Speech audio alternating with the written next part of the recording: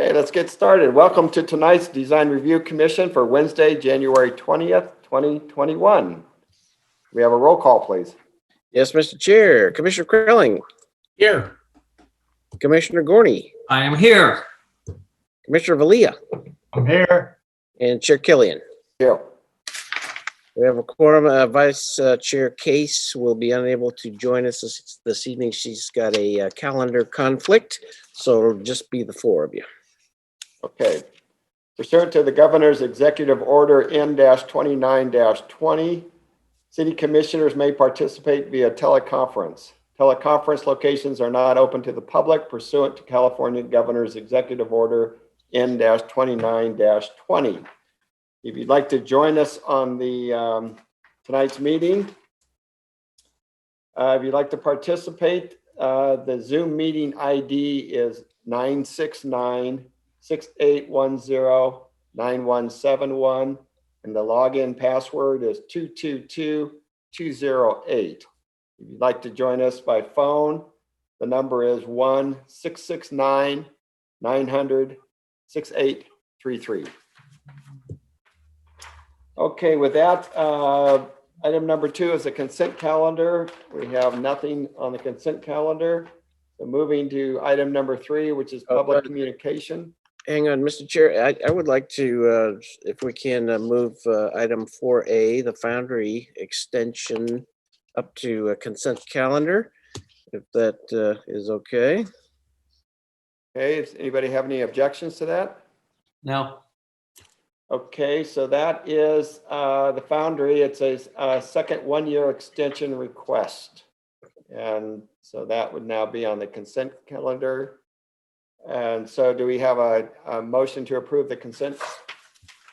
Mr. Chair, we probably should go ahead and ask if there's any commissioners who would like to remove that from the consent calendar for discussion. And we should ask if anyone in the public would like to remove that from the consent calendar for discussion. Okay, would any of the commissioners like to discuss this? Nope. No. Oh. Okay, if anybody in the public, I know there's a 15-second delay, so we'll give you a little bit of time if anybody would like to weigh in on this. And we can ask for the raised hand feature. If anyone is out there would like to use that feature to chime in, we'll let you in. Okay, looks like we're all clear, Brian. So we're looking for a motion and a second. I'll make a motion to approve the consent calendar. I'll second it. Okay, roll call, please. All right, Commissioner Gorney, Yes. Commissioner Krelling, Yes. Commissioner Valia, Yes. and Chair Killian. Yes. Motion carries unanimously. Okay, we're back to public communications. This is, if anybody in the public would like to make a comment on something that's not on tonight's agenda, here's the place to do it. Again, if you can call in or log in on the computer. And if we could ask anyone to use the raised hand feature, that would be great.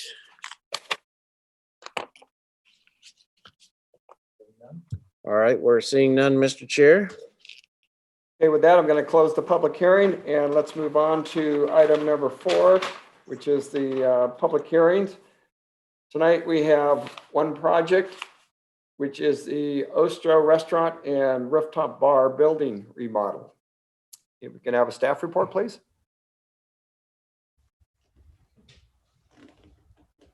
Thank you. Good evening, Design Review Commissioners. My name is Jessica Gonzalez, and I am the project planner for the Ostro Design Review, and I'll be presenting the study session before you tonight.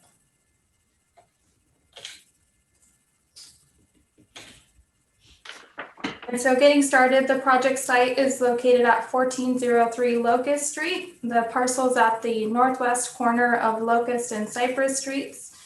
And the site is improved with the existing restaurant building. The site is zoned pedestrian retail and located within the traditional downtown.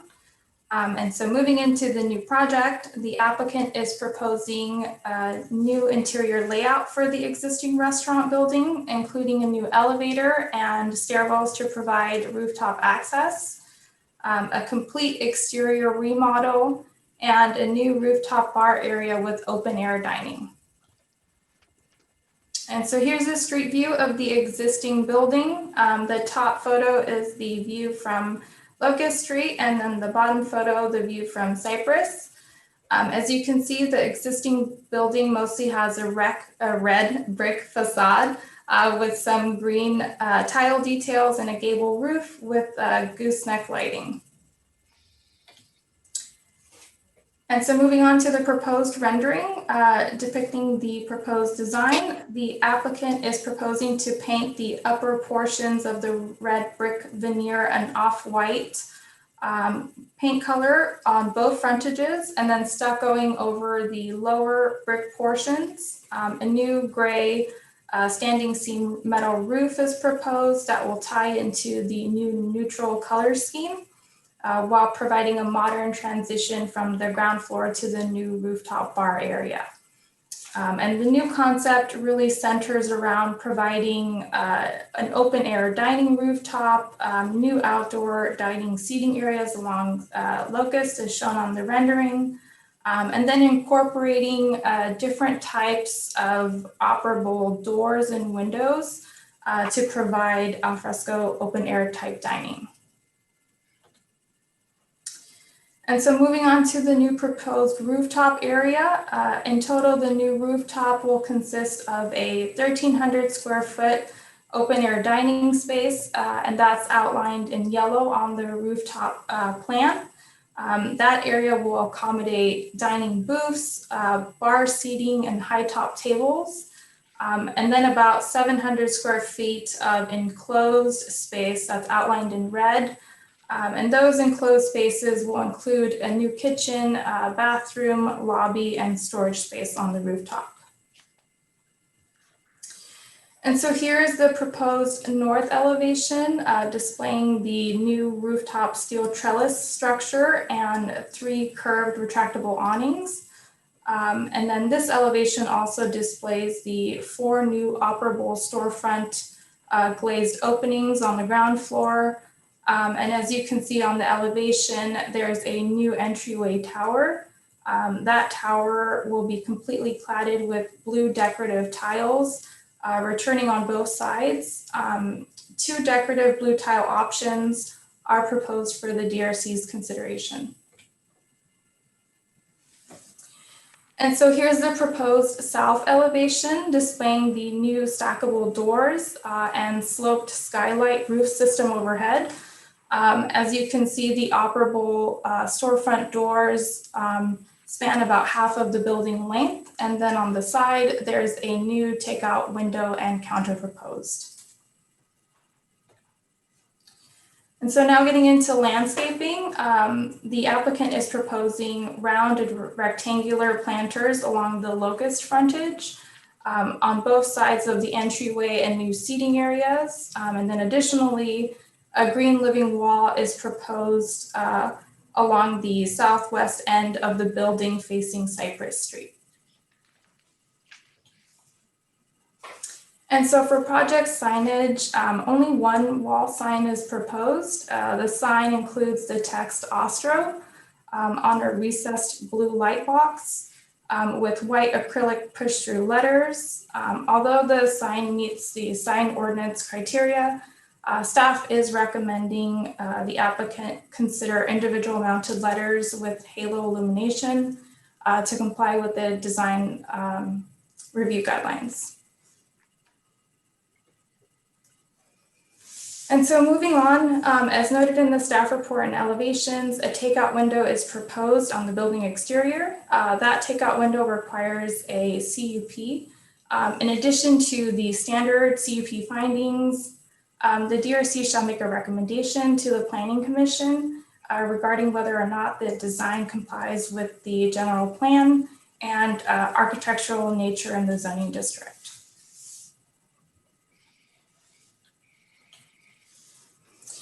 And so more on the takeout window, as summarized in the staff report, the applicant has not made a final decision as to whether or not they will move forward with the takeout window and thus needed CUP. And that kind of has some implications regarding sidewalk pavers. If the CUP is not proposed, we would rely on the 1996 design review guidelines, which encourage compliance with the downtown enhancement plan. And that plan calls for interlocking pavers within the sidewalks of the traditional downtown for new construction and major remodels. And so staff has reviewed and believes that the project constitutes a major remodel. So that is the recommendation for you tonight.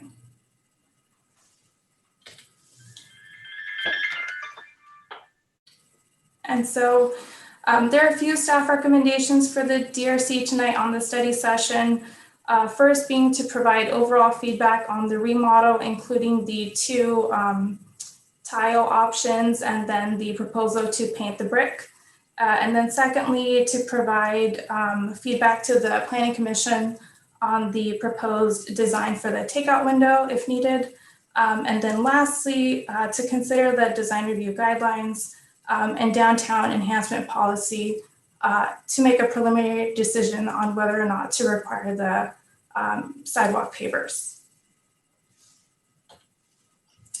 And so that concludes the presentation. Thank you. Thank you, Jessica. Any questions of staff? Yeah, this is Charles. My only question is in the staff memo or staff report, it mentioned a proposed alternative treatment other than the painted brick, but I didn't, and maybe I just missed it, but I don't think I read what the proposed alternative was.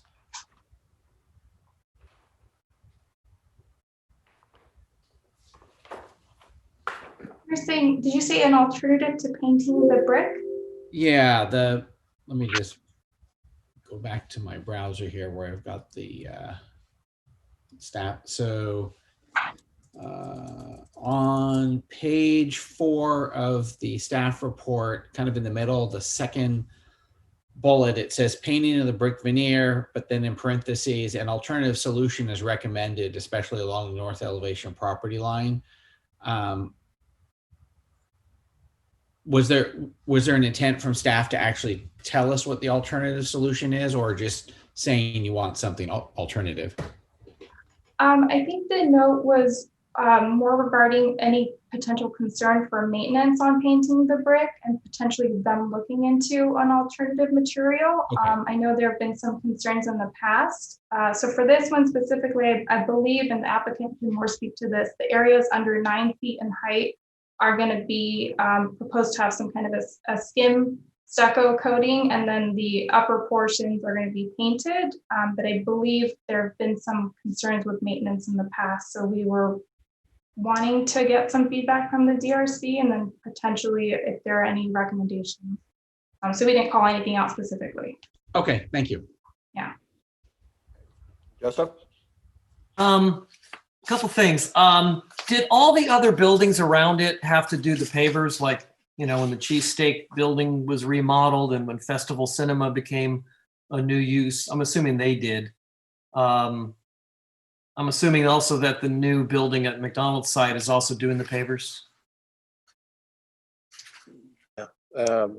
Yeah, I'll chime in there, Joseph. The what we call the McCovey's building, that entire frontage on both streets did do the pavers. That was brand new construction. They ripped the building down, right? Yeah, okay. Right. Let's see, the cheesesteak, that's old enough that that's been around before the policy was implemented. Oh, they haven't remodeled it since then. Okay, got it. Yeah, and then 1380 or the old North California, the old McDonald's site, I believe, did do some pavement treatment, but it did not include the pavers. Okay. Per se. So there was some concrete treatment that was done on there. Vesu and the Thai place across on the catty corner, when they remodeled, did they have to do it? I don't think so. I mean, I've only had that office there for like, 10 years and don't remember the paving. Yeah, kitty corner. I don't think they did. I don't think that was ever considered a major remodel. Okay, but they did change the windows and they changed the elevation and they changed the materials, kind of similar. Is it really the fact, Jessica, that this one has they're adding a rooftop deck? Is that like a big part of this, to consider it something more than a minor, consider it a major remodel? Yeah, I mean, that was considered additional enclosed floor area on the rooftop as well. And then the substantial changes to the interior with the addition of the elevator and then the new staircases. So I think those were some of the things we considered in terms of considering it more of a major versus just a facade remodel that we typically see. And the old policy of the city to pay for half of it, that was only for people that decided to do it as not part of they weren't doing a remodel, they just wanted to do it and the city was willing to kick in half. And I think all that money's been spent. That was my read of the sidewalk paver policy, yeah. Okay. That's correct. Okay, thank you. I'll just, if I can throw out just one other comment, this is Charles. I get the desire for the pavers, but on the flip side, we recently made a decision on the building that the Dudums are doing, the one that's office on the bottom and residential, where the owner is going to be on that top penthouse. And they originally were proposing all pavers. And I think DRC actually said, we don't want that many pavers. So that kind of also has me thinking more flexibly about the paver issue. Oh, that's correct, Commissioner Krelling, and we can certainly be flexible. Part of the issue is whether or not the applicant decides to pursue a conditional use permit. Right. That factors into whether or not we can require the pavers to go in. If not, then there's some flexibility for the Design Review Commission to look at alternatives. And then the project that Charles was just describing is outside of the downtown and is not a part of this downtown paver program. So it's not subject to that particular design review guideline. And then Go ahead. I should say, I believe the CUP, and correct me if I'm wrong, they would only need the conditional use permit if they wanted to do the takeout window. Yes. Right. Yeah. So that's an interesting, There's a kicker right there. Right? Yeah. And I wonder, I haven't partaken in using too many restaurant takeout windows in downtown Walnut Creek, to be honest with you. So I'm sort of at some level wonder how much value it will add to the restaurant. Yeah. We can have Ryan Cook, the representative from the city engineering, speak maybe later during discussion regarding this issue as well. It's street frontage improvements are required, and we can talk more about this when a use permit, conditional use permit, is required or is pursued. However, Public Works is looking to get ADA issues resolved along both street frontages, not necessarily pavers, but certainly all ADA issues. So we can discuss that later too. Can I ask one follow up on that? When I look at this app, this one here, which is attachment 6, it shows in the old paver plan like changes to the parking there and a bump out with a crossing in front of the trash enclosure and a lot of other improvements. Are you guys saying they have to do all of this, what's on this drawing that you gave us? Well, most of the trash receptacles, the benches, the Acorn street lights, those kinds of things have already been put in place, actually by the city. Right. And then the bulb out, there is a bulb out at the corner. The mid-block one though, this is a No. show mid-block one, which is Yeah, awesome. a lot of that has not been pursued by the city. You look at Cypress is one way there. Did you see that? With the angled parking and so. Yeah. So some of that has not been pursued. It's very doubtful that some of those major improvements will not be pursued, but we still are looking for paver treatments in the sidewalks where we can get those implemented. Okay, thank you. Jessica, on the blue tile, there's options. Is the options just the size of the tile? Is that the two options that we're looking at? Or is there other differences? I think that one of them had like a kind of like a 3-dimensional design to it. A little bumpier on the tile, I think. There's more bump to it. Yeah. And then Yeah, there's hard to tell in the small pictures. difference in size. It would be on page 11 of the project plans. Mhm.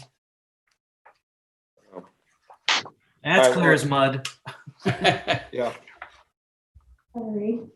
The choice on the right looks like, unless it's built that way, it looks like 4 small tiles with a 5th one on the top. Yeah. Is that what that is? Or is it just the tile was architecturally designed to look like that? I don't know. Maybe we'll ask the applicant. And is it the same color and just a different pattern? Unfortunately, I don't have the materials board in front of me, so if we can ask the applicant. Okay. I look at them and assume they're the same color relatively. Okay. Great. All right. Are there any other questions for staff? Okay, seeing none of the applicants here, they'd like to introduce themselves and give us whatever presentation you'd like.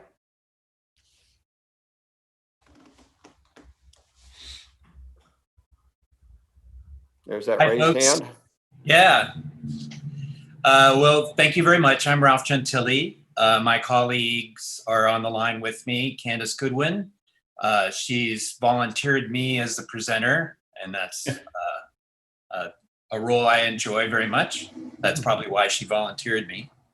I just wanted to start by thanking the city, in particular the city staff, and Jessica as a wise counsel for our work so far. Part of the good presentation that you see before you is some careful review of a previous presentation, and we really appreciated that.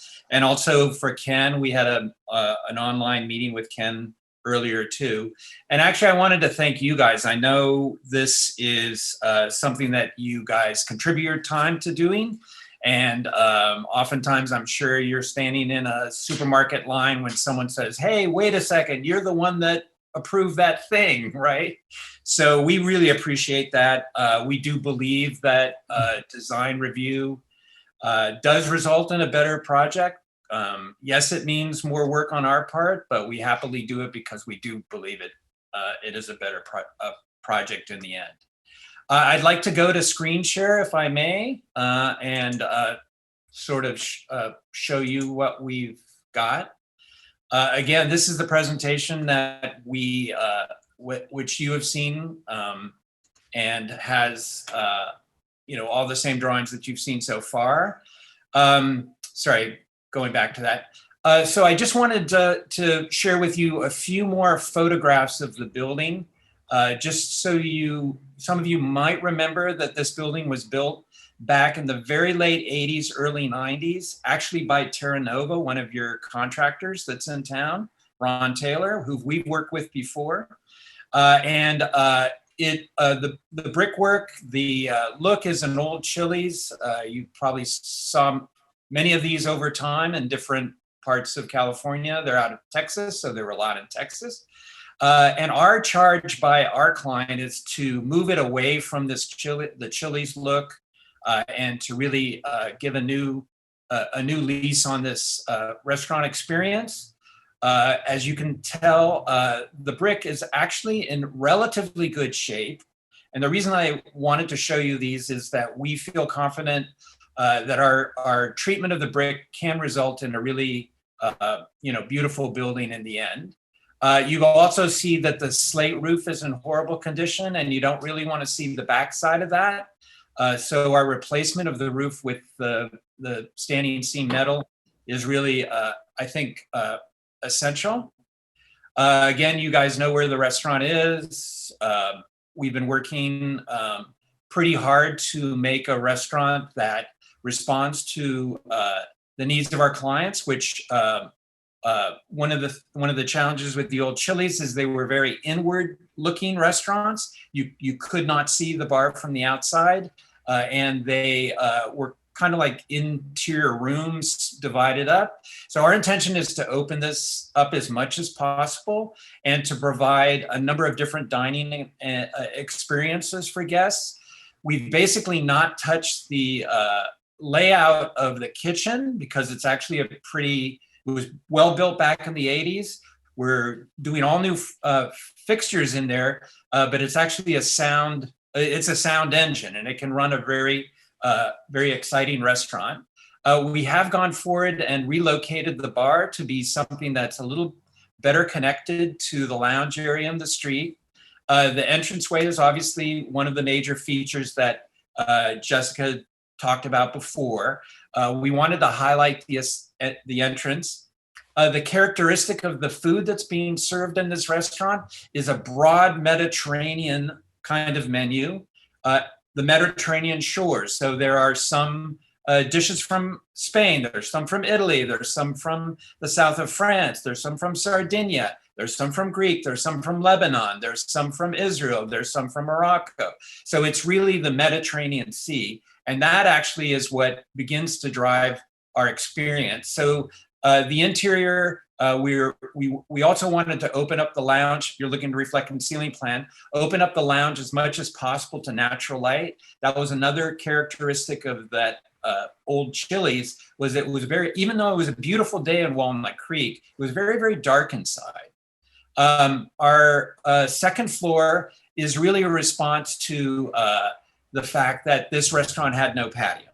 And in the experience that we've all had over the last year, we realized that exterior dining space will be very desirable and perhaps even more desirable in the coming years, based on the experience that the whole world has had with COVID. We also think that this is a good use of the client's investment in this building, because we're adding significant square footage on the second level that can be an alternative experience to the downstairs dining. It has its own kitchen and restroom, and has obviously got its own bar, and it's accessible by the elevator.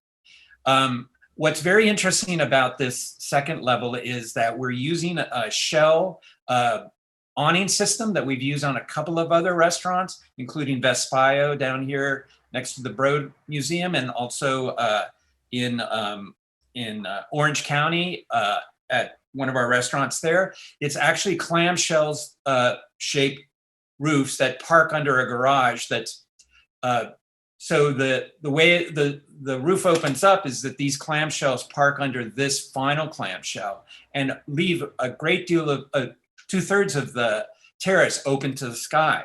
Now, why is this important? Because it gives the opportunity, when it isn't so nice in Northern California, to button this thing up so that they can use it more days in the year than they might otherwise.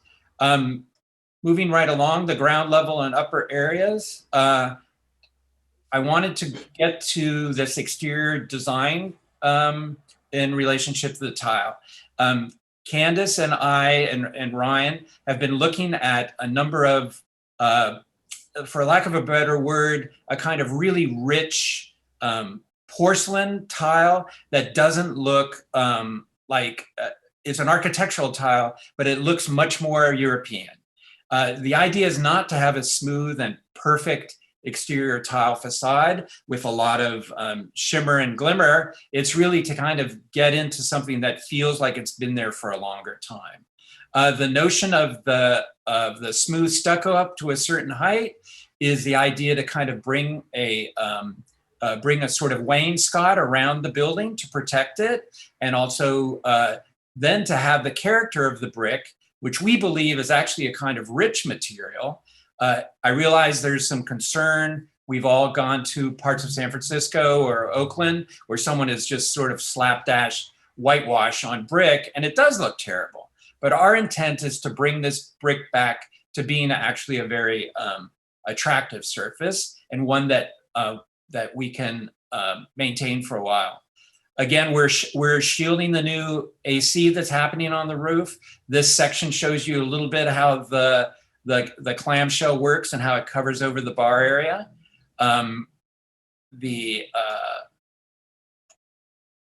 Another view of that rooftop. And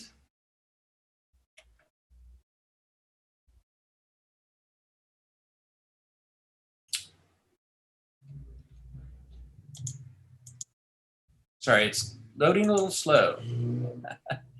It happens. I apologize. I thought those were trees on the roof when I first saw them. Yeah, I apologize. That's right. We're patient.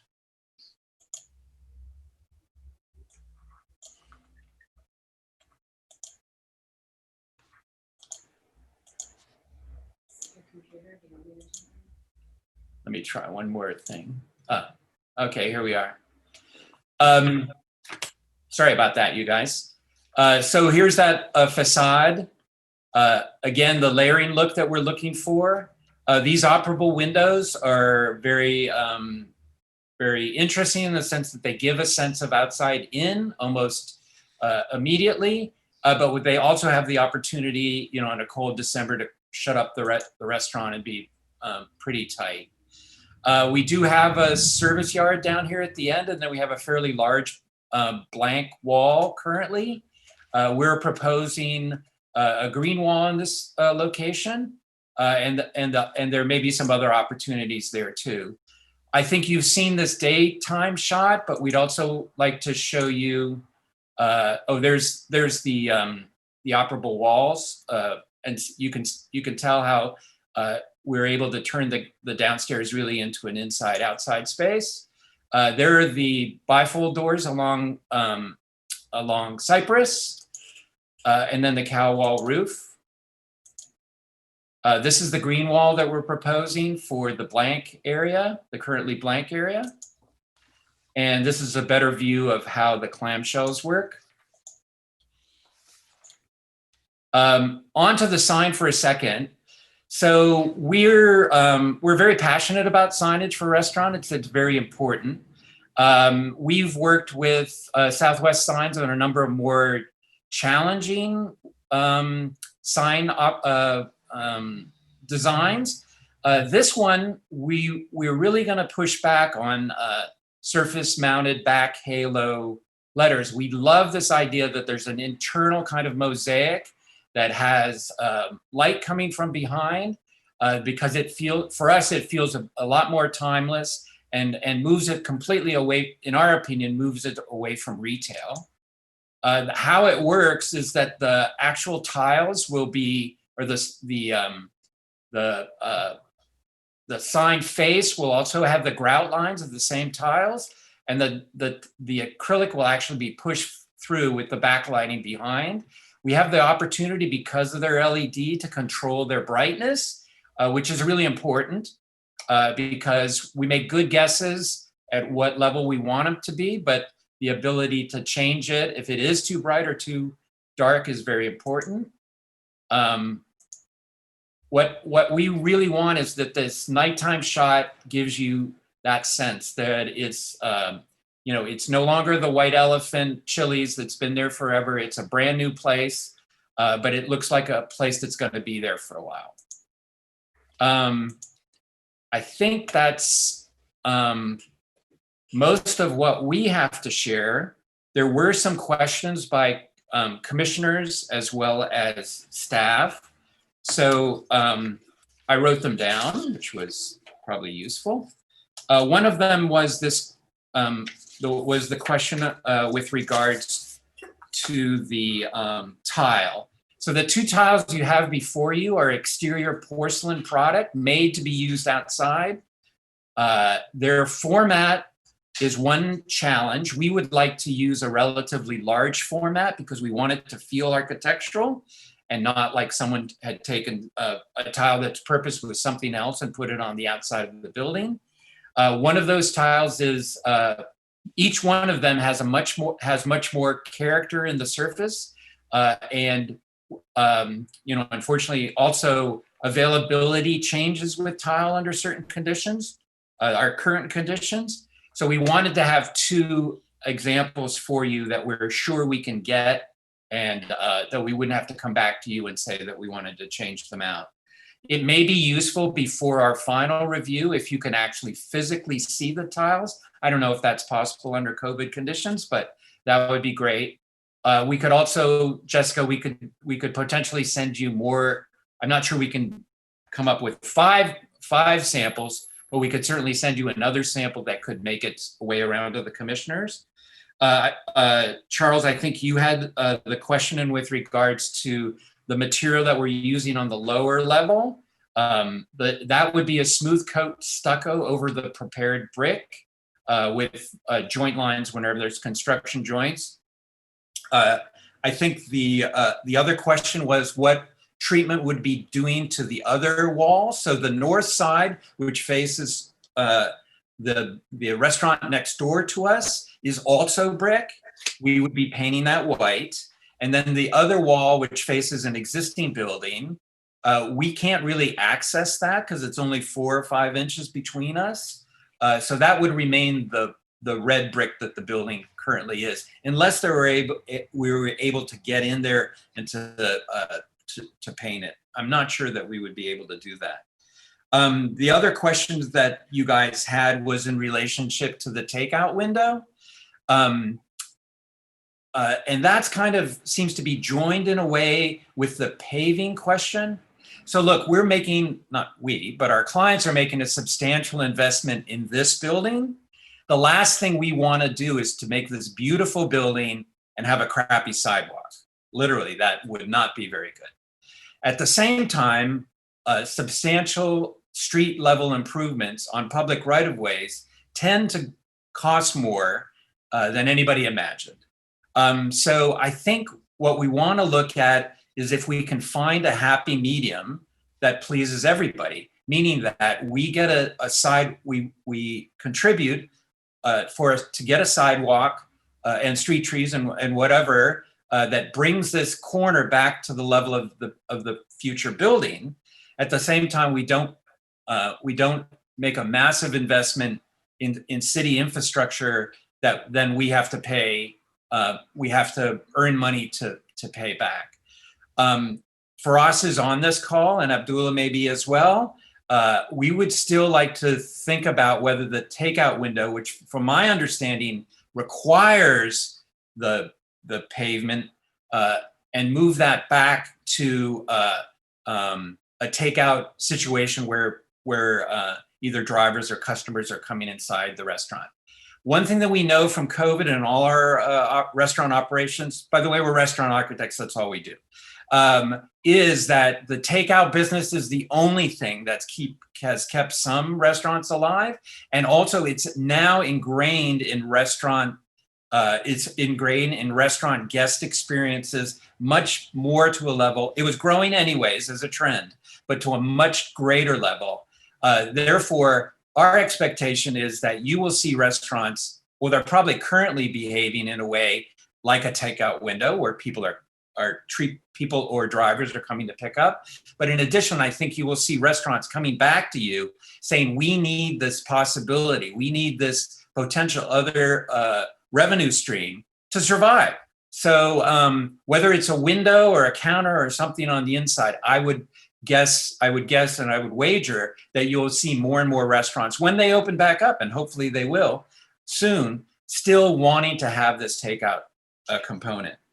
But again, we're committed to making our sidewalk and the area around this building as nice as we possibly can, because why would we want to invest all this money in a beautiful facade only to have a cracked and broken sidewalk?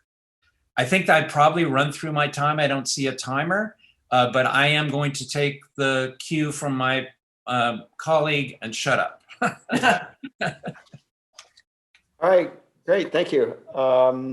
Should I stop my screen share? Do you need to see anything more? Well, we may ask you to go back to certain drawings. What we're going to do is bring it back to the commission for questions if they have Very any good. questions of you. Oh, there's the timer. Sorry, I didn't see that. Where is it? Oh, So again, if any of the commissioners would like to start and have any questions. I'll start if nobody wants to go. All right, go ahead, Joseph. Okay, on the, you have the greenhouse window area. Is that just a replacement of the existing greenhouse that's there? So this is the cow wall The roof? cow wall, yeah, Yeah, that's currently a solid roof. it is. Oh, it is, okay. Yeah. So above that, like if you look at the upper part of that, you have a parapet there now, and it looks like you're adding 4 foot more parapet and then glass on top. The rendering looks like one thing and your elevation looks like another. So I'm just trying to get an idea of what's really happening there. The wall above the trellis looks really tall, but it may be because you're keeping the roof line where it is, and it may be kind of too expensive to raise it or raise the pitch of it and have to re-waterproof against the brick. So we've had this challenge that we have to work within a budget. So yeah, that's good. Okay. Because the elevation kind of shows a grid of some kind. I can't tell. Is this glass over brick over brick? So it's old brick and then new brick and then glass on top of it? Kind of hard to see, hard to tell. So the without getting too technical, the way we're going to construct we looked at floating a new terrace level above the parapet at the second level, to create the second level terrace. Mm-hmm. What we've discovered in examining the structure of the building is that it's more cost effective for us to actually cut out the center portion of the building and to build, for lack of a better word, a new building inside it. Mm-hmm. What we wanted to respect is 2 things.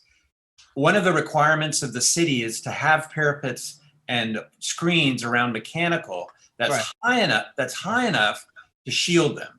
We already have about a 48-inch, it depends on where you are on the roof slope, but a 48-inch parapet. So we don't want to lower any of the parapets at the upper level. Yeah.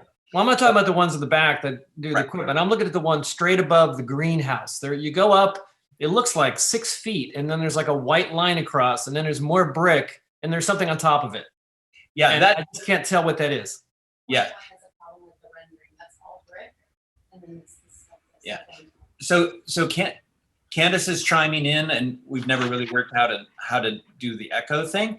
She's saying that may be a mistake on the rendering, that we should look at the elevation because the elevation is correct. Okay, can we go to the elevation?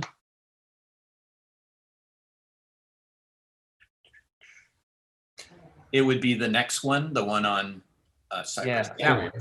So that's got, it looks like, that looks like all brick and then just a cap on it. And there's a brick and a cap, and we need the 4 Oh, foot. there's glass on top of that. Oh, I see. Okay. Yeah. Now I see it. I see the glass now in the rendering. Okay, got it. So I think, my apologies, our renderer, we press him to do, miraculous things. We probably just didn't catch that. No, that's fine. That's fine. I just wanted to clarify what that was. It's the existing brick on top of the building, and you're not actually adding 4 foot of parapet. That's the way the note looked. So I just wanted to make sure. So, okay, I get it now. Thank you. And what is the size of the tile in the rendering on the cover? Is that the 16 by 16? Because one of them was 14 by 14, one was 16 by 16. That is the 16 by 16. Okay, I think that looks good. I like the scale of it. This is a study session, so we're not going to sort of wait for comments at the end. We can throw comments as we go. One of your drawings shows the existing, your roof plan shows the slope roof still in place and refaced, and whereas everything else shows the flat. I'm assuming the flat elevation with the tile is what you're proposing. They just don't match. The roof plan still shows it sloped there. So we're working from the right of the drawing. Yeah, it still shows the Oh, I see. That's a parapet around the outside of the sloped roof. Is that what that is? Yeah, so the gable roof on the east side of the building on Locust side, we're keeping that. Okay, but the parapet goes all the way back like it is here. If you look at the drawing, the roof plan, it only goes back part way. It doesn't, it looks like here it looks like you're keeping the sloped roof. So you are going with the flat tile all the way up like this, right? Correct. Okay, that's good. Can you have a takeout window like that? Is there any weird Board of Health stuff? I remember when Il Fornaio was doing theirs, and they wound up with like this little window at the end because the Board of Health didn't want to have this indoor-outdoor connection. And so, is there any issues with that you know of? We may not be through that yet, but I'm just asking. Yeah, no, we're actually at our second round of corrections for health. Okay. So this restaurant takes a different approach. The takeout window is not truly a takeout from the point of view of what you would see at a drive-through at a whatever. It is actually because the restaurant's kitchen on the inside of the building is actually weather tight and enclosed. Only the bars are out in the public, and we have to do that in order to make the bifold windows use that we can use those. So that's the interpretation. So you're right. If there was an exposed kitchen on the inside of a restaurant, you would have to conform to the very small little window that you're describing, Commissioner. Right. And clearly that, as long as we're open, we might as well be totally open. Okay, got it. And then also on the big bifold doors, is that allowed with the ABC to have open doors to the sidewalk like that, or people are drinking on the other side?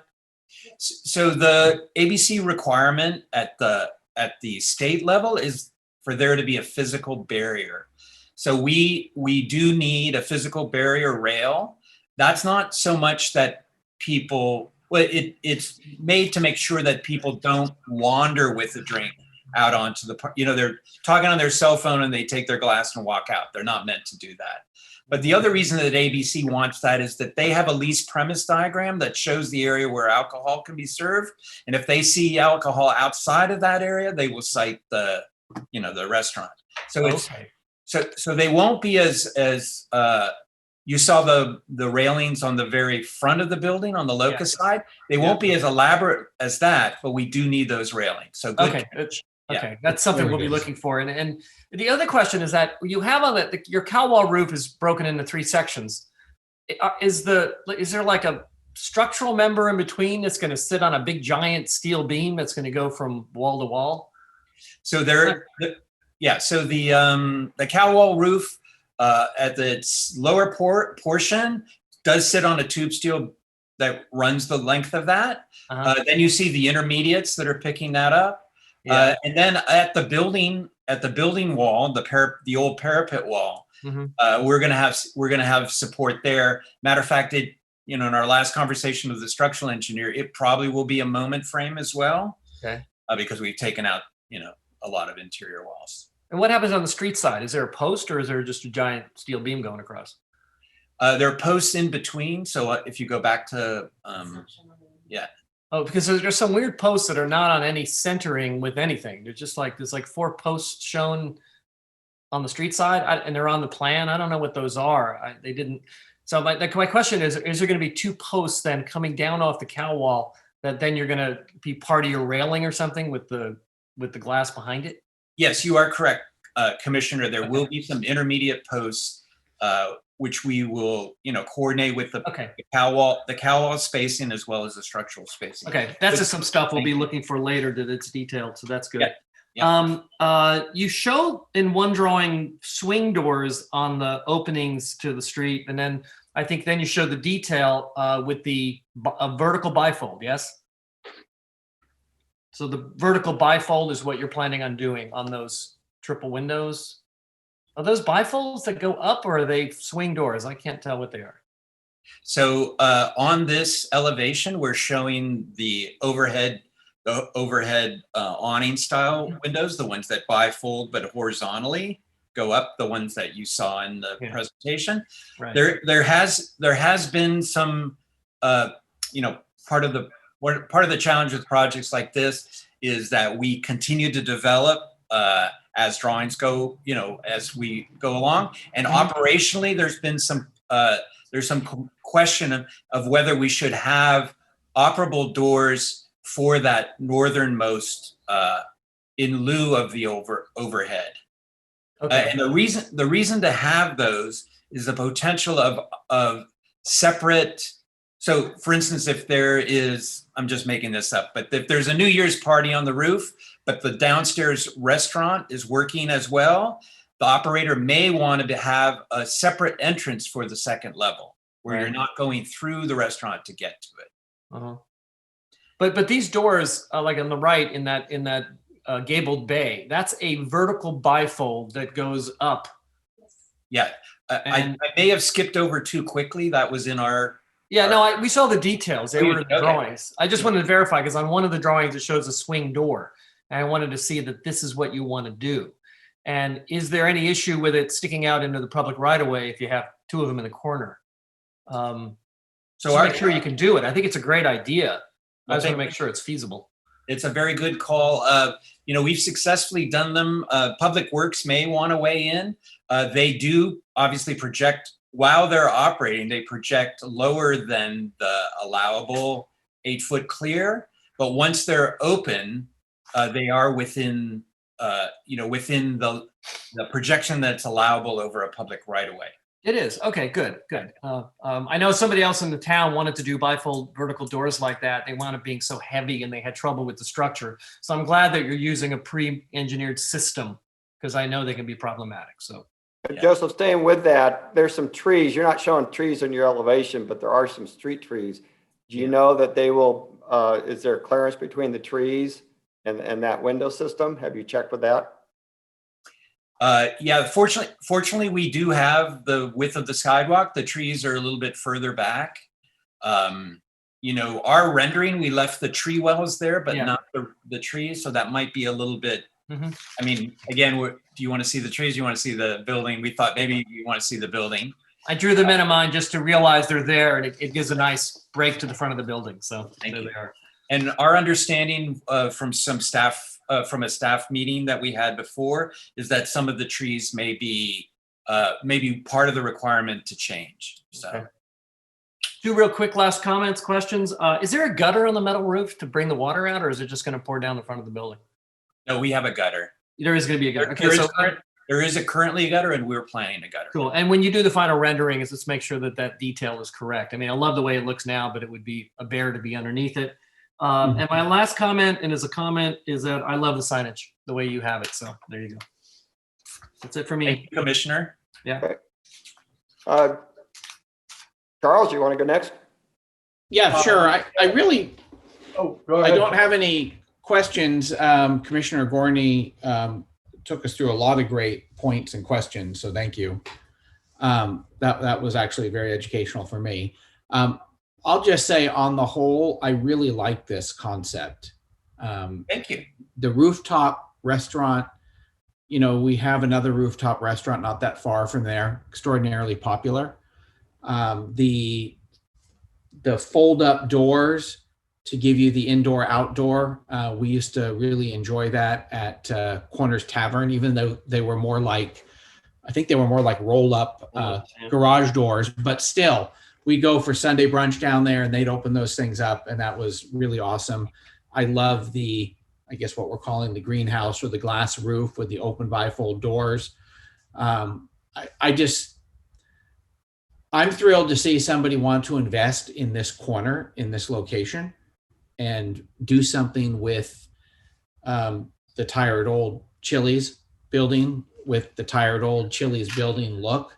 I mean, it seems to be a pretty sizable investment you're making. It sure looks like a place that I would enjoy being at. It looks great. A lot of times I'm not a fan of painted brick, but at least in the rendering, it actually looks quite nice on this building. And I just pretty much like everything you've done with this building. And I was getting really hungry when you were describing the flavor palette going around the Mediterranean too. But no, I think this is a I think this would be, if we can get this up and running and, sans COVID, and actually have people able to enjoy it, I think this is a really great add to the area. Well, Okay. thank you very much. That Thank- is our goal. Carlos? Yes, I just wanted some clarification. Behind the live wall, you have stucco as well, or is that going to be painted brick? I couldn't tell. I can see it on the rendering like stucco, but I think on the elevation, it does show very much like the white brick. So our experience with live walls, to be honest with you, have been mixed. And our experience is that the best insurance of getting a live wall that looks great is to commit to somebody who does these, often, and that not only designs them but also services them. We did have Candace and I, when we came up to Walnut Creek to visit a few times, we did go to the Rooftop Restaurant. Actually, that was what was recommended. We stayed at the Marriott, and they said, the only place you should really go, and it's going to be crowded, this was in July, you better go to the Rooftop, because that's going to be the place you'll have the nicest meal and also feel the most comfortable under COVID conditions. Unfortunately, when we got there, we looked at the green wall, and it's not so great. It's okay for the first, maybe third, but the top group has not been taken care of very well. So there's a long way to answer is we haven't answered that question yet. We want to make sure whatever we do, whatever the backing is, whatever the structure, and whatever the systems that water it and light it are ones that are going to perform to our level. Yeah. So, and I don't know if that means stucco behind there or if there's another surface in between. Obviously, with a live wall, you have water introduced to that area that you typically wouldn't have. So we need to work on that, Carlos. It's a great question. The other question, Ralph, is that I was thinking of the stucco that actually is the one that supports the building, lands the building. And I don't know if it's, I was thinking, and I know I'm talking money here, but if there could be some kind of a more durable material that's not necessarily stucco, and I'm just concerned maintenance-wise, and it's not as solid as I'm going to say it as a stone, for example, for that. Yeah. For that purpose. Yeah. So we have brick there. That's the challenge. And I think we get a sense that there's too much brick. We'll look at and see what we could potentially switch out. I think what we know is that the stucco at the lower level takes the beating.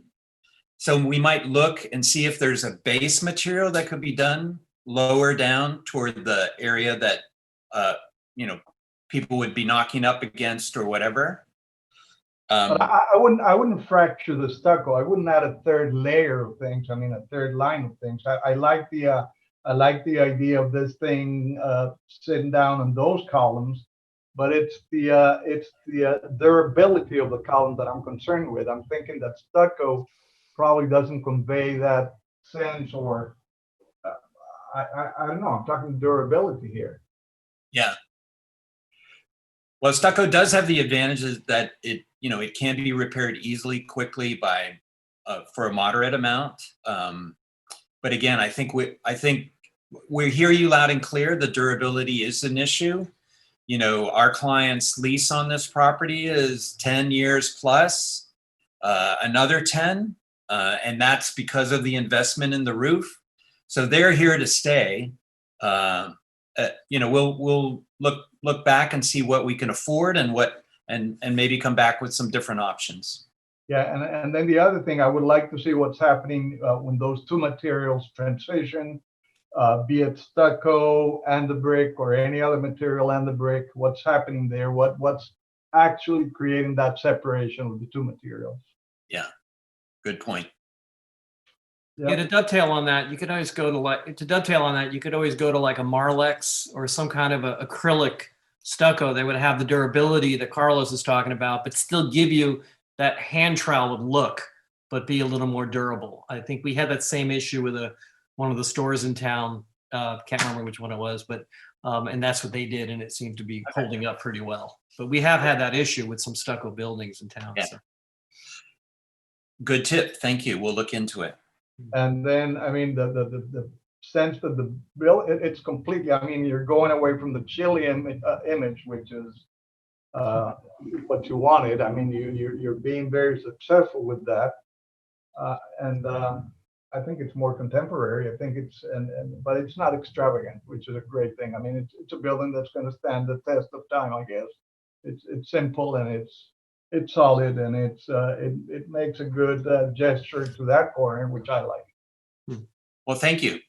Yeah, we are actually kind of concerned about making it look too expensive.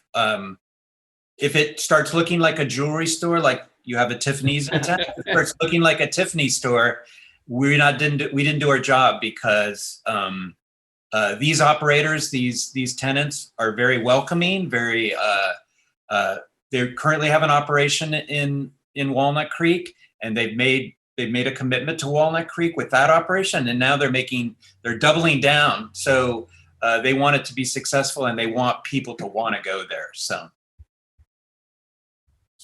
All right, Ralph, I have a few questions. Starting with the rooftop area. What do we see actually underneath? Are there going to be heaters and lights hanging down off of a space frame, or what's the public going to see driving through underneath that? Yeah, so if you're controlling the screen, if you go to the rooftop system, which is down, I think, a few more slides.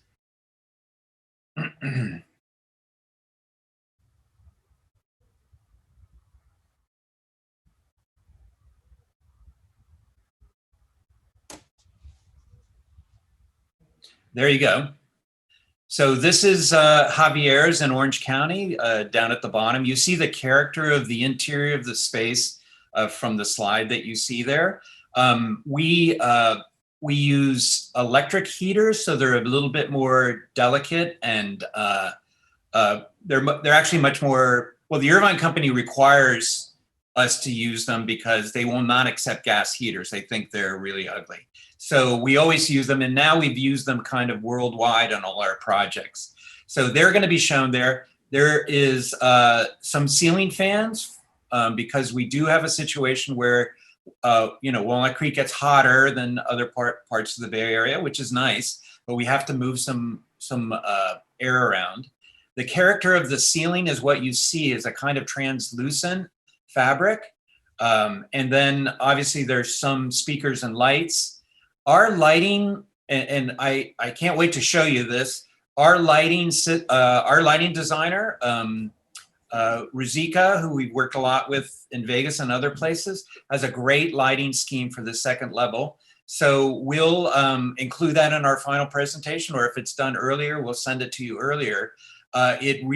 Because we've asked them to not only to make it look great from being in the space, but more importantly, we need it to look great from the outside. When people are looking up there, we want them to say, "Oh my God, dear, what is that? What is happening up there? That looks so inviting. I got to check it out." So I can't put in words the design very well, but it's a very well crafted lighting experience on the roof. If you go to the nighttime shot, which I think, I'm not quite sure where it is.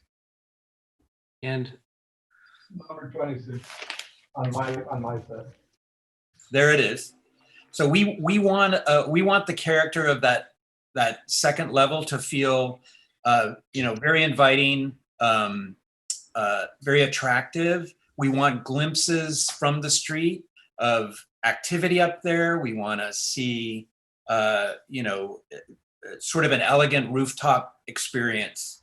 So we won't see any of the light sources? Is it going to be kind of built into the framing or uplighting or? So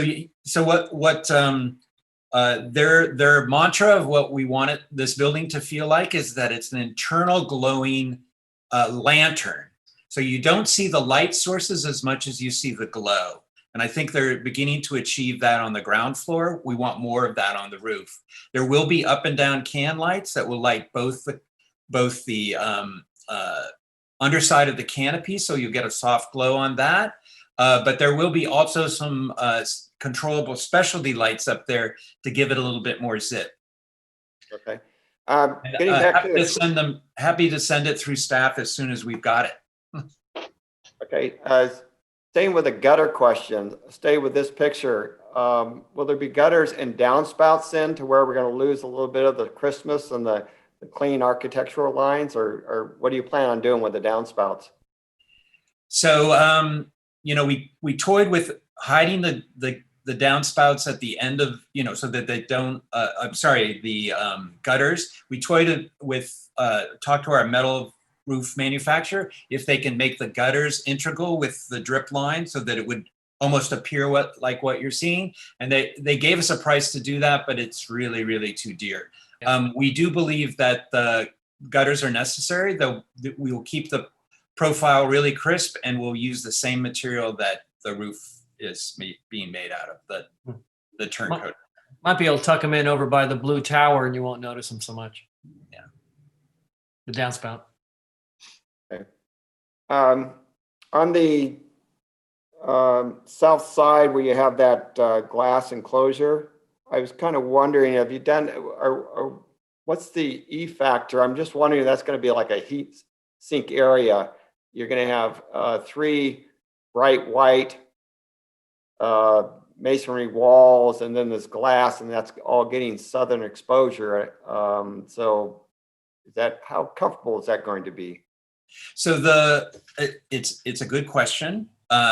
We are facing south, which receives a fair amount of obviously direct sunlight. During the summertime, you guys all live in this neighborhood, the sun more or less is directly overhead at the warmest part of the day. The cow wall roof is a thick insulated roof. So if you're imagining that it's like a greenhouse roof, that's not what we're getting. It's a very diffuse light. Its U value and R value is very high. And then the storefront system itself, we're using heat mirror glass as well as the cow wall roof on top. We do have some shade factor by the trees if they stay. The other thing is that the western sun, which is usually our worst burden, fortunately is being shaded, especially during the summer months. In the winter, when the sun is much lower in the sky, we want some of that penetration deeper into the restaurant because, in these dark days of not in Southern California, but in January, we do like to have a little bit more penetration into the space. There is a slide for the cow wall roof if you want to go to that. It shows you the factor, the U factors, and a little bit more information on it. And are those clear? Some of them have a green tint or colorized. What's the? So it's actually a fiberglass sandwich panel. So it's a fiberglass on the top, airspace. They're 4 inches deep. There's an aluminum curb component to it. Do you want to show us? And so again, what's the coloration of it? What's the? It's white or white, off white. Sorry, Looks like a Soji screen. Looks like a Soji screen when it's all. I don't know if I can just there you show go. you, but Perfect. you can see what the depth of the system is. Okay. And I'm getting a reflection off. Oh, yeah, there you go. Yeah. It's very Asian looking, kind of Soji screen like paper. Yeah, good. So it's a fiberglass, product. And again, it has a pretty awesome R factor, meaning that it not only does it perform under sunlight, but it also is a very insulating roof on its own right at night. Okay. A couple more questions on the living wall. First of all, do you have to do an art component as part of this project? So a very good question that came up with staff on our last meeting. We do have to do an art component as part of this project. We are, to be honest with you, we're weighing between doing an art piece in this location and the living wall in this location. The research that we've done on artists that we feel would be appropriate have actually gone through your municipal gallery. I forgot the name of the gallery, the Bradford Gallery, or Bedford. what's your local gallery? Bedford Gallery. Bedford Gallery. Close So enough. congratulations, by the way. Not many cities have a gallery that has such high quality art on a reoccurring basis since 2008 or something. You guys have been open. In any case, there's a number of curated shows with very interesting artists in the past that are currently on the website. Some of those seem to be appealing and we feel would be a good fit as a public art here. We haven't taken it to the next step to approach the artists through their galleries and see what they would be doing. Our concern on the living wall, again, is the commitment to not only building it correctly so that it looks great, but also maintaining it so that it looks great for a longer period of time. So I think our team, including, more importantly, the clients, are weighing between a public art piece in this location, mural, bas relief, some sort of sculptural kind of thing, and the living wall. If the committee has an opinion on it, we'd love to hear it. If it's a living wall, do you anticipate herbs and using it for your kitchen, or is it just primarily aesthetic?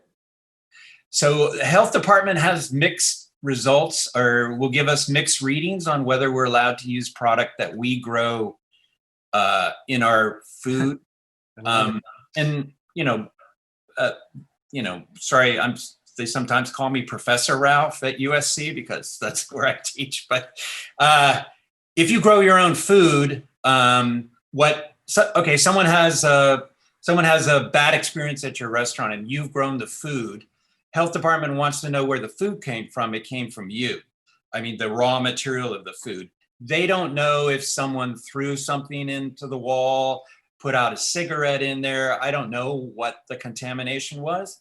They prefer that you buy food, even herbs, from a vendor who has a food chain connection that they can track, because they're worried about it happening again. So we're a little bit, a lot of chefs just say, screw it. I'm gonna grow my own stuff on the roof. And I think California has cottage industry rules that allow you to do that.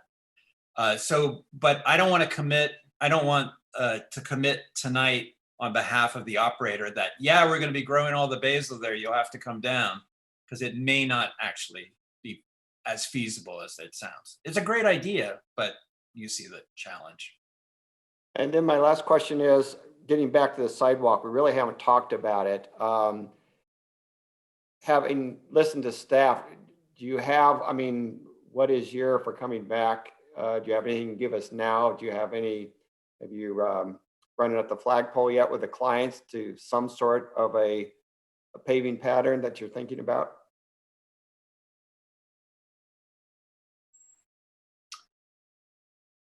So I think that was a question for staff, or is it a question for me? No, for you. I'm just wondering what's mulling in the back of your mind about, what kind of options we might see. Yeah. So we're, again, our goal is to create a great looking restaurant as much as we possibly can. I think some of the street improvements are fantastic. The acorn lamps, I guess that's a bike loop. There's some other, like the tree grates I think are in good shape. So back to the actual paving pattern, Again, we're not quite sure of the expense, like the range of costs for that. And I think staff was helpful saying that they may have either a vendor who's already installed that we could ask, can you give us some general cost range for what it is before we commit one way or the other. I'm not a huge fan of the paving pattern if it's only our corner. It seems to be, and I understand it's part of the idea that you would commit to a large amount of these blocks being paved in that way. And I think it looks great if you do that. It is a little bit weird to be the only guy on the block that has this pattern, which I don't know, when was that pattern designed and proposed? Is it a couple of years old? 1996, I believe. Okay. So you really haven't thought it through. I think in the past, there have been some banding, or actually in front of Neiman Marcus, they went with kind of a glass infused concrete, that the commission agreed with. Okay. So again, I think from my point of view, we would be looking for something, whether we go back to the standard.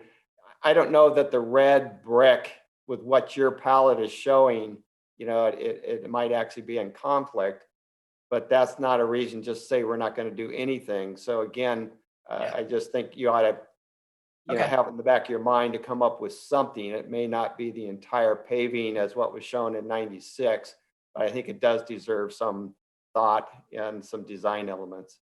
We agree. So, right. Candace and I and Ryan will, sharpen our noodles and see if we can come up with some great ideas for paving out there.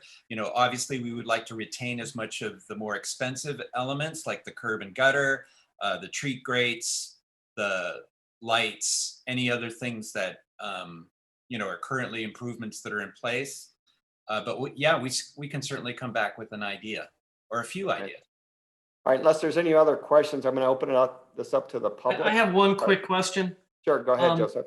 The blinds that are shown on page 22. So upstairs on the upper level, you're going to have blinds that close it off when the weather's bad. The picture looks like gray concrete. Is it going to be like, is some of that light going to shine through? Is it a 60% or a 80% closure as opposed to solid? Because if on page 22, the picture that you showed was kind of, at first I thought it was a concrete wall, and that one right there, the rooftop roll downs. I mean, is that really what it's going like?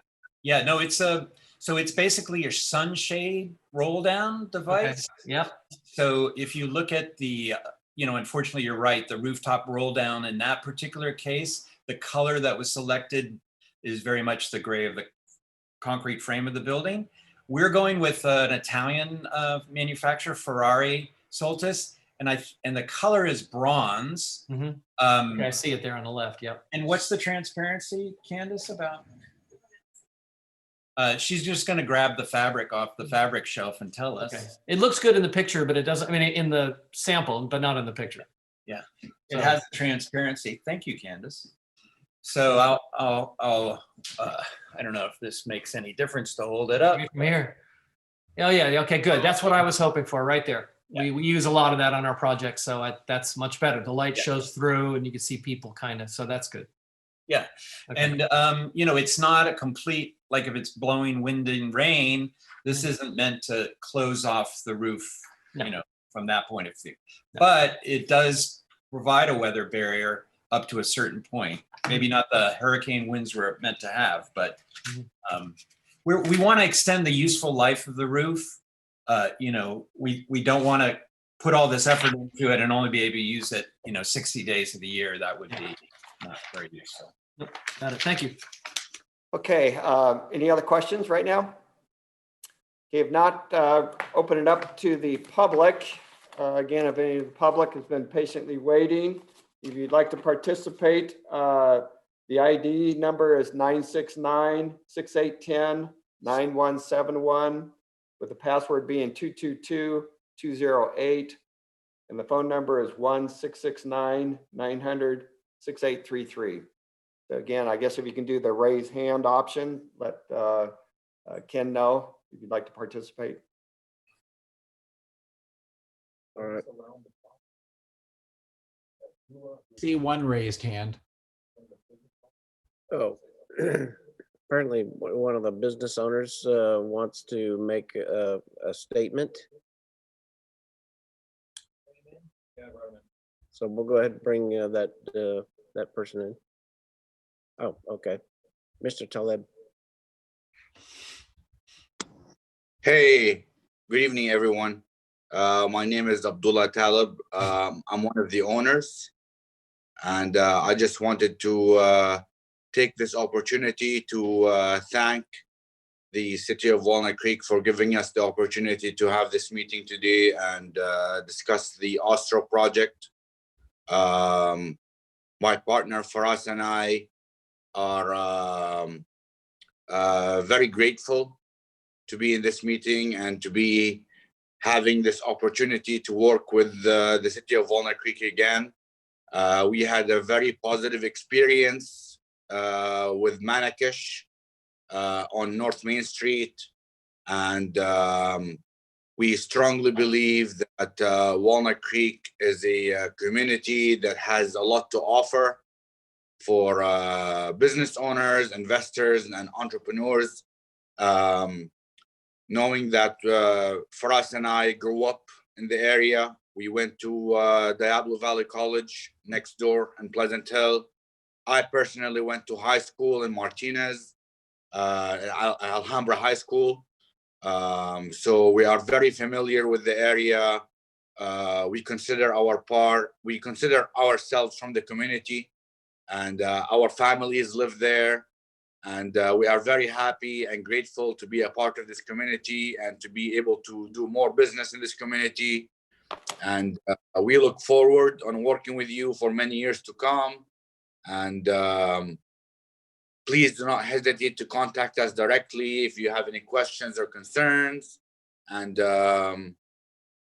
we look forward to working with you. All right, thank you very much. Is there anybody else in the public that would like to make a comment? Yes, Mr. Chair, apparently the other project applicant wants to say a few words.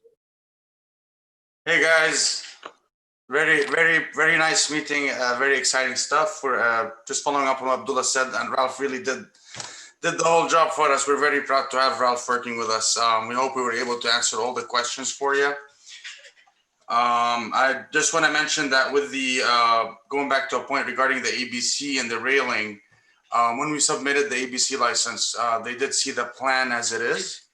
So they do know that when we're doing the application, they see the railing, they see the whole premise.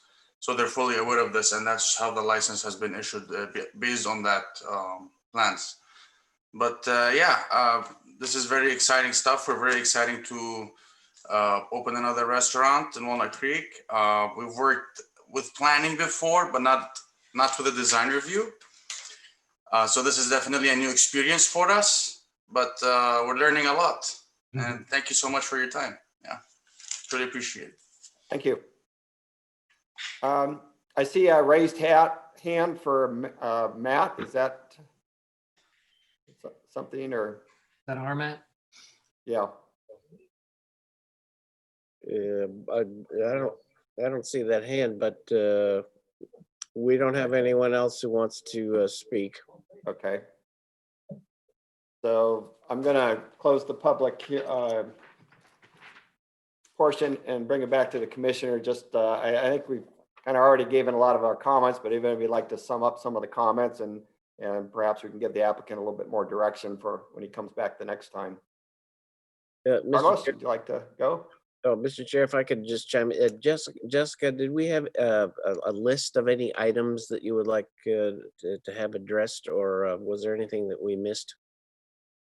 Yeah, so based on some of the comments I heard, it sounds like at least some of the commissioners were thinking the larger blue tile was better in terms of the renderings, because that is what's currently shown. So I believe that was the direction. And then regarding painting the brick, there was some comments about looking into different types of material instead of the painting or the stucco. And then I don't know that we've discussed the design on the takeout window. So if we can have some feedback and comments on that, we do need a recommendation to the Planning Commission regarding whether or not the commissioners feel that the design of the takeout window is in line with the pedestrian retail zoning district. Okay, so if each of the commissioners could perhaps touch on those items during their comments. Want me to start? I'll start. I'm just glad somebody's doing something with this building. It's been sitting like that since I moved here, and I think it's really nice that somebody's spending so much time doing a good job on this building. And again, soon everything will be normal and we'll be able to go out, eat out again. So I really commend you for doing such a great job at this time. The one thing, I love the design in general. I do think that there's some issues on that cow wall roof section. Particularly the way the rendering is shown, it looks very thin and the wall is very tall on the other side. I think that what'll happen is at some point we'll get a more accurate rendering that shows that and the steel beam across. And I wish you could increase the slope on it. You probably can't, but I don't think that it's actually accurate in the rendering as far as how much wall is above that cow wall. And I think it just looks out of proportion. But I think by the time you get it finalized, it'll look a lot better. And again, adding that steel beam across and thickening the cow wall system itself, I think we'll start to beef that up. I think it's the only weak thing on the building at this point. Also things like, on the final rendering on the roof material, if it's really board and bad, I don't think it's going to be, 30 inches to the bats. It's just if something comes back a little more accurate on that. I think you're doing a great job and I think you're headed in the right direction for sure. Again, on that plaster, I think you can do something with the plaster that's not cheap stucco, that's going to be resilient and work. So I encourage you to keep detailing that. But this building at some point, we'll probably look at real samples on the building of both the tile and the colors. So that's just something that we'll do, which will finalize some of those things. You have those insets on the wall where you're doing the living wall. And it seems like possibly you could fit your living wall into those existing insets as opposed to rethinking the whole wall, which could go to Carlos's comment. Instead of just a big green box, it might have some pattern to it, which might be a little bit better unless you do something with the art on that. I think in general, the city needs to review this whole window thing, that needing a CUP. It seems a little extreme to me. And the way things are right now with the pandemic, I just think there needs to be more openness to that without bringing up $25,000 worth of paving. I love your bathroom, by the way. I think it works great. Lighting I love that light fixtures. I think it's a good start. Some of the landscape lighting seems a little odd. I think you need to work on that. I love the signage. I think the push-through letters on this make absolute sense with that pattern and that sort of mosaic of the letters. And I think it's perfect. I would support it. I'm okay with painting the brick on this. The last one we looked at, they wanted to paint it bright white and it didn't have grout, which would look very strange. I think the color is good, and I think the painted brick on this one is fine. So again, I think you can keep working the details on this. I agree with Brian about the paving. It's something in the landscape that you do in the hardscape. If it's not the pavers, I just think you need a little attention on that. And boy, I sure wish the art could be integrated in the building. The whole idea of giving money to the city always seems unfortunate to me. I wish you could be at the end of that gable over that window or something on that tall wall above the cow wall, just some splash, or up on the elevator tower. I just wish the art could be on the building, but I'm not saying that. I'm just, that's just my opinion in general. But I think you're doing a great job. I look forward to seeing it done and seeing it moving forward. All right, great. Charles. Sure. Thank you, Chair. Again, I just want to reiterate, I think this is going to be a great upgrade. It's going to be really nice if we actually get to see this building redone like this and have all these great indoor, outdoor sort of alfresco dining spaces. On some of the items that staff was asking about, I also like the larger tile. With the stucco, I'm okay with the stucco. Maybe, I guess if there's a worry about, it's easy for the stucco to get beat up, as long as it's, continually and properly maintained, I just think the stucco, it looks nice, at least in the renderings here, and offsetting the painted brick, which I'm usually not a fan of painted brick unless it quote works. And I think looking at the rendering, I think it works well on this building. The sign, I'm also okay with the sign as they're proposing. I think it looks good. The pickup window, my one comment on the pickup window, I don't know if we can bring the rendering back up, would just be, you've got this beautiful glass atrium-like area on the cypress side, and you've got those beautiful doors that will open up, and I see those comfy looking chairs in the rendering, and I'm imagining myself and my wife sitting there having a glass of wine. And if business is booming and you're getting great pickup business and people sitting in there, past this COVID era, I sure would hate to be sitting there enjoying myself with those doors open with some kind of line of DoorDash drivers and other people kind of blocking my experience. So I'm not opposed to a pickup window. It kind of makes sense. I remember the El Fornillo window. I was sad to see the little cookie area in there go away in the first place. Yep. So just if there's any thought that can go into how do you at least make sure if you have the pickup window and there's a sufficient amount of pickups happening, that it doesn't degrade the experience of the diners on that cypress side, because that looks like such a great spot to sit and eat. Other than that, I'm just really thrilled with what the owners are trying to do and the designs, Professor Ralph, that you've been putting in place. All right, great. Carlos? Well, Ralph, yeah, congratulations. I think this is a nice looking solution. Ferris and Abdullah are in very good hands with the way this building is going. I think you brought new life to an old structure, and I think Walnut Creek really benefits from that. I like the sense of permanency that your new design brings. I mean, I like to see that this is going to be there for some time, and it's not going to fade. It's a building that has that quality of permanency that I like.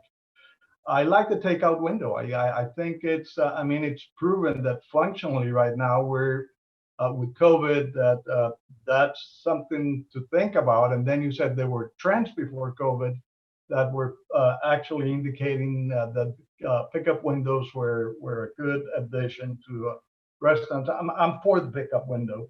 And of course, we have to look into all the details, into all the minutia as to what the pickup window might trigger.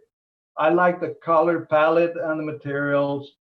And of course, I think it's too early to be asking for what is the building going to look with the gutters and with the downspouts and with the transition between materials. But I think this building as a mass, as volumes and as colors, and as detailed as it is at this stage, I think it's showing that it's very promising. I think I like the building. All right, thanks. All right, I agree too. I think Charles does bring up a great point on this takeout window. I think, and maybe this is where some of your paving patterns or additional planners, where that becomes an element, not necessarily separated, but it doesn't disturb some of the other restaurant guests in there. And also just how many people are in line, where they're blocking the public sidewalk, where they're going to park and everything. So again, rather than just being a window that you put in there, and maybe that because it works on the internal portion of the restaurant, a little bit more thinking has to be what's going to happen on the outside to make sure that everything works. I think in this particular one, Carlos, your comment about the details and the gutters, I think at this point, at least myself, I'm going off more so than other projects, this rendering. And I like it because of the Christmas and everything that you're showing, how well everything goes. And to my way of thinking, that's very important, to where when the actual drawings come back and all of a sudden you start clunking it up, if that's an architectural word, with gutters and downspouts and the connections between the gutter, between the stucco and the brick painting. And all of a sudden you lose some of the very crispness of this building. I would not be in favor of that. So again, I am looking at this rendering more so than other projects and saying, I like what I see in the rendering. So I just caution you that on the working drawings, that they, live up to what your rendering is showing. And I recognize a lot of times these are just an artist, trying to make everything look good. But again, that's what I'm supporting at this point. So, but I am in favor of it. I like the blue tile that's shown in this rendering here. If that's the large tile, which of the two options, this one has that kind of mottled reflection to it. And so I do like that. I am supportive, that's probably not the right word. I am looking for some sort of upgrade to the sidewalks. Again, we've been doing that for 30 years. And this is just part of the community, that there's going to have this continuation of some sort of paving pattern.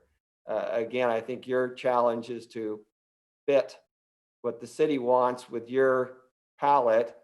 And again, I'm willing to look at different things. Obviously, you have a very, white and gray as opposed to the reds and browns of the pavers. So that may not work, and I'm willing to look at it. But I do think something has to happen outside to bring that up. But otherwise, at this point, I'm fully supportive of what you're trying to do. So with that, Jessica, did we miss anything, or you have everything you need? I think I have the feedback down. Thank you. I have a question. If they don't do the takeout window, then they don't have to go to planning commission? Yes, yeah. If they don't do the takeout window, it's just design review commission. Okay, my recommendation is they do it, and I support it through planning commission. I just want to make that known and make sure it's clear. I think we all do. Yeah, So- from what I hear, I think we're all in favor of it. My comments was, while I'm in favor of it, I think more attention has to be made around it to make it work operational. And back to Charles' point, that there's not a line, that's bugging the interior guests there, or other factors like that maybe haven't been thought through. So It is 12 feet between like where the chairs are and the actual end of that bar where the people are picking stuff up. It's not clear in the drawings, but you have folding doors and a bunch of other stuff, or an exit door. So just make sure that we look at that and it becomes clear. So okay. With the commission's permission, can I show one more slide? Probably not at this point. We've already made our comments. I think we're all on board. So let's save it for next time. we trust you. We trust you. I'll send it. I'll send it as part of the. It's a COVID overlay that shows how we operate this rendering under COVID. So I'll send it to Jessica and she can distribute it to Well, you hopefully, guys. but if you come back next time, we won't be dealing with that anyway. So we'll save Okay, that. good. So, all right. That's okay. I don't think we need a motion here. I think we're just giving you direction. Is that correct, Ken? That's right. Okay. So great work, and we look forward to your next presentation. Thank you so much for your time. And All you're right. running Thank you, this thank you. session really a lot of fun. We enjoyed it. Thank you so much. Truly All appreciate right. it. All right. Thank you very much. All right. With that, we're going to move on to item number 5, commission considerations. They're done, Mr. Chair. Okay. Item number 6, commission member and staff reports or announcements. Do we have any? I have a question. How many extensions can somebody get on their project? As many as they request. Do you remember Parkview condos over on is it Carmel? Remember Parkview Yes, yes, condos? yes, yes. It got about 9 one-year extensions. Okay. I think that senior housing project over by Rossmar also got several of them. Okay, just checking, because I know that we've seen some of them several times. I wanted to make sure there was no limit. Yeah, if there are no more commissioner announcements, I do want to ask, did everyone get their packets with their parking placards inside this week? Yes, sir. It is. Oh, good. What good it's doing right now, but Yeah. It would be nice to be able to use those again. Yeah, huh? Yeah, well, no kidding. So, yeah, I have to find out about mine. I didn't get one of those red ones that allows me to park in the parking lot. And I'm here at City Hall, so I have to look into that myself. But anyway, if you've got some old parking placards, we do ask that you turn those back into the city. So I think I mentioned in my email, if you would like to arrange with Christine to either swing by and have her grab those from you at some point, or you can mail those to Christine, that would be great. And that's all I have. There we go. okay. Item 7, we're adjourned. Good night, All right. everybody. Thanks, guys. Night. Bye. See Night. y'all later. Bye-bye. All right, Charles, looking forward to the next sign subcommittee. Get Me ready. too. It'll be All fun. right. All right, Good, Carlos. Charles. Good work. See you later. Happy inauguration, everybody. Yeah. Yeah. Oh, yes, great.